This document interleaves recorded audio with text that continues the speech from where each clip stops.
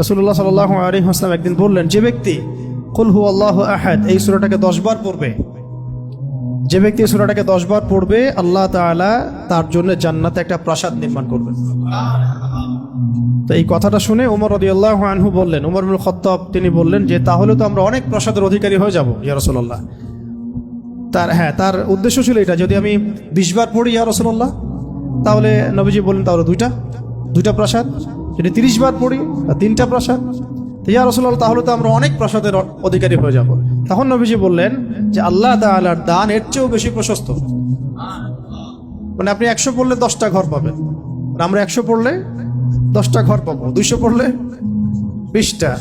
এইভাবেই আল্লাহ পাকের দান আরো প্রশস্ত। আরেকজন সাহাবী এসেছিলেন নবী সাল্লাল্লাহু আলাইহি ওয়াসাল্লামের কাছে, এসে বলেছিলেন যে আমার এক ভাই আছে, মানে মুমিন ভাই, আমার এক ভাই আছে, উনিও সাহাবী, তো তিনি সূরা ইখলাসকে খুব ভালোবাসেন। তো নবীজি বললেন তাকে জানিয়ে দাও, তোমার ভাইকে জানিয়ে দাও যে এই সূরার প্রতি ভালোবাসার কারণে তাকে জান্নাতে সুসংবাদ দান করো। তাকে জানিয়ে দাও যে এই সূরার প্রতি ভালোবাসার কারণে তাকে জান্নাতে সুসংবাদ দেয়া হচ্ছে। নবী করিম সাল্লাল্লাহু আলাইহি ওয়াসাল্লাম একটা সফরে ছিলেন। এক পর্যায়ে জনৈক সাহাবীকে তিনি শুনলেন তিলাওয়াত করছেন কুল ইয়া আইয়ুহাল কাফিরুন। কোন সূরা? সূরা কাফিরুন তেলাওয়াত করছেন, কুল ইয়া আইয়ুহাল কাফিরুন। তিনি শুনলেন এক সাহাবী তেলাওয়াত করছেন। এটা শোনার পরে তিনি বললেন যে সে শিরক থেকে পবিত্র হয়ে গেছে, সে শিরক থেকে পবিত্র হয়ে গেছে। এই জন্য একটা বর্ণনা আসছে রাতের বেলা সূরা কাফিরুন পড়লে আল্লাহ পাক তাকে শিরক থেকে হেফাজত করবেন ইনশাআল্লাহ। আর আরেকজনকে তিনি পড়তে শুনলেন কুল হুয়াল্লাহু আহাদ। একজন পড়ছিল সূরা কাফিরুন, আরেকজন সাহাবী পড়ছিলেন সূরা ইখলাস। তখন নবীজি বললেন তাকে মাফ করে দেয়া হয়েছে, তাকে মাফ করে দেয়া হয়েছে। সুবহানাল্লাহ, সুবহানাল্লাহ। আরেকটু আগে যে বর্ণনা বলেছি ওইটা এখানেও আছে, যে ইমাম আনাস রাদিয়াল্লাহু আনহু থেকে একটা বর্ণনা আসছে যে আনসারী একজন সাহাবী ছিলেন, মসজিদে কুবা ইমামতি করতেন। যখনই তাকে ইমামতি করতে দেওয়া হতো তিনি সূরা ফাতিহার সাথে অন্য সূরা মিলিয়ে সূরা ইখলাস পড়তেন। তো এই বিষয়টা রাসূল সাল্লাল্লাহু আলাইহি ওয়াসাল্লামের কাছে যায় এবং তিনি বলেন যে তুমি এই কাজটা কেন করো, আবশ্যিকভাবে এটা করার কারণ কি? তিনি বলেছিলেন যে উহিব্বুহা ইয়া রাসূলুল্লাহ, আমি এই সূরাটাকে আমি ভালোবাসি। তখন নবী সাল্লাল্লাহু আলাইহি ওয়াসাল্লাম বলেছিলেন যে এই সূরার প্রতি ভালোবাসা, যে হুব্বুকা ইয়াহা আদখালাকাল জান্নাহ, এই সূরার প্রতি যে ভালোবাসাটা, এই ভালোবাসাই তোমাকে জান্নাতে প্রবেশ করাবে ইনশাআল্লাহ। এটা একটা বর্ণনা আসছে। এরকম আরো সিমিলার বর্ণনা আছে। আরেকদিন আবু হুরায়রা রাদিয়াল্লাহু আনহু তিনি বলছেন যে আমি রাসূল সাল্লাল্লাহু আলাইহি ওয়াসাল্লামের কাছে বসেছিলাম, এমন সময় এক ব্যক্তি সূরা ইখলাস তেলাওয়াত করা শুরু করলো। তখন নবী সাল্লাল্লাহু আলাইহি ওয়াসাল্লাম বললেন যে ওয়াজাবাত, কি বললেন? ওয়াজাবাত, ওয়াজিব হয়ে গেছে। ওয়াজাবাত মানে ওয়াজিব হয়ে গেছে, ওয়াজাবাত মানে ওয়াজিব হয়ে গেছে। আমি জিজ্ঞাসা করলাম ইয়া রাসূলুল্লাহ কি ওয়াজিব হয়ে গেছে, কি ওয়াজিব হয়ে গেল? তিনি বললেন যে আল জান্নাহ, জান্নাত ওয়াজিব হয়ে গেছে, এই ব্যক্তির উপর জান্নাত ওয়াজিব হয়ে গেছে। আরেকজন সাহাবী এসেছিলেন নবী সাল্লাল্লাহু আলাইহি ওয়াসাল্লামের কাছে, এসে বলেছিলেন যে আমার এক ভাই আছে, মানে মুমিন ভাই, আমার এক ভাই আছে, উনিও সাহাবী, তো তিনি সূরা ইখলাসকে খুব ভালোবাসেন। তো নবীজি বললেন তাকে জানিয়ে দাও, তোমার ভাইকে জানিয়ে দাও যে এই সূরার প্রতি ভালোবাসার কারণে তাকে জান্নাতে সুসংবাদ দান করো। তাকে জানিয়ে দাও যে এই সূরার প্রতি ভালোবাসার কারণে তাকে জান্নাতে সুসংবাদ দেয়া হচ্ছে। এইরকম আরো বর্ণনা আছে সিমিলার, যেমন একটাতে আসছে, এটাও বুখারী মুসলিমের বর্ণনা, যে সাহাবায়ে কেরাম একদিন এক সাহাবীকে জিজ্ঞাসা করলেন যে এই সূরাটাকে আপনি এতবার কেন পড়েন? তিনি বলেছিলেন যে এই সূরার মধ্যে আর রহমানের সিফত এবং গুণাবলী আছে, এই সূরার মধ্যে আর রহমানের মানে আল্লাহ পাকের সিফত এবং গুণাবলী আছে, তাই আমি এটাকে পড়তে ভালোবাসি। তখন নবীজি বললেন তাকে জানিয়ে দাও যে আল্লাহও তাকে ভালোবাসে। মানে এক এক জায়গায় এক একভাবে শব্দ এক্সট্রা আসছে আর কি। কোনো জায়গায় বলা হচ্ছে তার জন্য জান্নাত ওয়াজিব হয়ে গেছে, কোনো বর্ণনা আসছে যে তাকে জানায় দাও যে আল্লাহ তাকে ভালোবাসেন, কোনো বর্ণনা আসছে তাকে জানায় দাও যে তাকে জান্নাতে সুসংবাদ দান করো।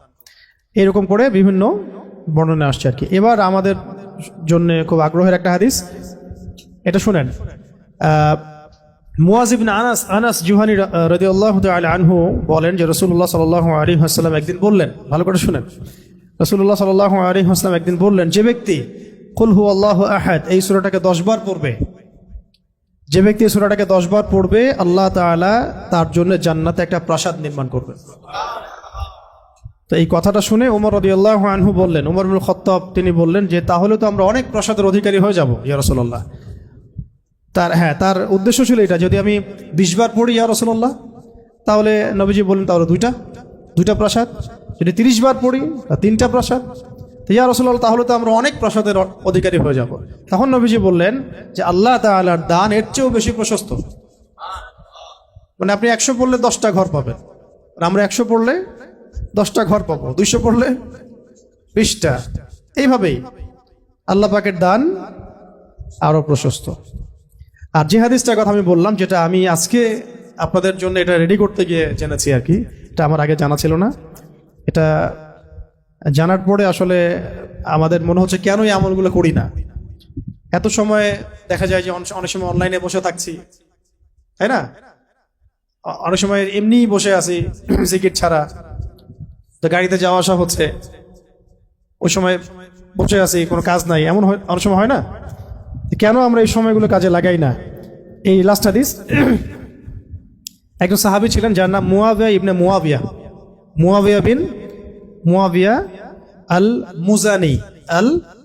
মুজানি রাদিয়াল্লাহু তাআলা আনহু। তিনি ইন্তেকাল করেছিলেন এবং নবী সাল্লাল্লাহু আলাইহি ওয়াসাল্লামের তিনি সাহাবীদেরকে নিয়ে জানাজার নামাজ পড়া হলো। ভালো করে শুনুন, মুয়াবিয়া ইবনে মুয়াবিয়া আল মুজানি রাদিয়াল্লাহু তাআলা আনহু ইন্তেকাল করলেন। নবী সাল্লাল্লাহু আলাইহি ওয়াসাল্লাম সাহাবীদেরকে নিয়ে তার জানাজার নামাজ পড়ানোর পরে নবী সাল্লাল্লাহু আলাইহি ওয়াসাল্লামের কাছে জিবরাইল আলাইহিস সালাম আগমন করলেন এবং তাকে জানিয়ে দেওয়া হলো ওহীর মাধ্যমে যে এই সাহাবীর জানাজায় আমি জিবরাইল আলাইহিস সালাম বলছেন 70,000 ফেরেশতা সহ আমি উপস্থিত হয়েছিলাম। 70,000 ফেরেশতা সহ এই জানাজা সালাতে আমি উপস্থিত হয়েছি। তো নামাজ শেষে নবী সাল্লাল্লাহু আলাইহি ওয়াসাল্লাম জিজ্ঞাসা করলেন যে ইয়া জিবরিল